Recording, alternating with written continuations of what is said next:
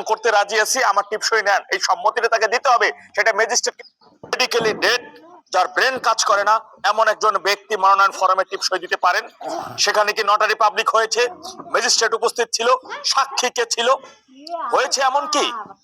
একজন ব্যক্তি যদি মেডিকেলি ডেড হয়ে যায়, তার এই ব্রেন এটা কাজ করে না, তার অঙ্গ প্রত্যঙ্গ কাজ করে না, সে তাকে মেডিকেলি ডেড, তারাই অনেক আগে বলে দিয়েছে যে সে কোনো চিকিৎসা নিতে পারছেন না, এটা তো তাদের ভাষায়। তাহলে এমন একজন ব্যক্তির মনোনয়ন ফরমে টিপসই আপনি কিভাবে নেন?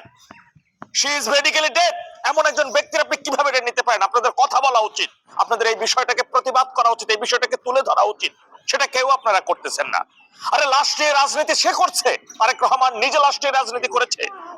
তার যে 25 তারিখে আসা, 25 তারিখ আসার পরে সে একটা দিন সুস্থভাবে একটা জায়গায় বসেছিল, সে হুট করে তার প্রধান কার্যালয়ে গিয়ে প্রধান ইয়াতে বুঝে বসলেন, কার্যালয়ে সেই চেয়ারে গিয়ে বসলেন, তাদের গুলশানের কার্যালয়ে গিয়ে বসলেন, এবং তিনি শনিবার দিন কোথায় পান এই নিয়ম যে নির্বাচন তফসিল ঘোষণা হয়ে যাওয়ার পরে আপনি ভোটাধিকার পাবেন?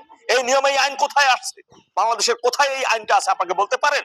কারণ সে বিদেশি নাগরিক ছিল, তার মাকে মেডিকেলে সে যে মারা গেছেন এই তথ্যটা যদি জানাজানি হয়ে যায়, তাহলে সেই দেশের নাগরিকও হইতে পারবে না, কারণ তার গার্জিয়ান কে কিসের ভিত্তিতে সে বাংলাদেশের নাগরিক হবে, কি আছে তার? সুতরাং সেই লাস্টে কাজে সে নাগরিকত্ব নিয়েছে, তাও আবার শনিবার দিন, সরকারি ছুটির দিনে তারা তার নাগরিকত্ব নিয়েছেন।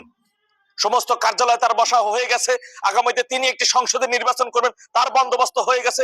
এবং একজন মেডিকেলি, বড় কথা হচ্ছে তাদের ভাষাই আমি বলি, তাদেরটাই আপনি মেনে নেন না, তাদেরটাই আমি মেনে নিলাম, কিন্তু একজন মেডিকেলি ডেড ব্যক্তি কিভাবে নির্বাচনে তার মনোনয়ন ফরমে তিনি টিপসই দেন? এমন একজন রোগী, তার সম্মতি নিতে হবে, তাকে বলতে হবে যে হ্যাঁ আমি আমি আমি রাজি আছি, আমি নির্বাচন করতে রাজি আছি, আমার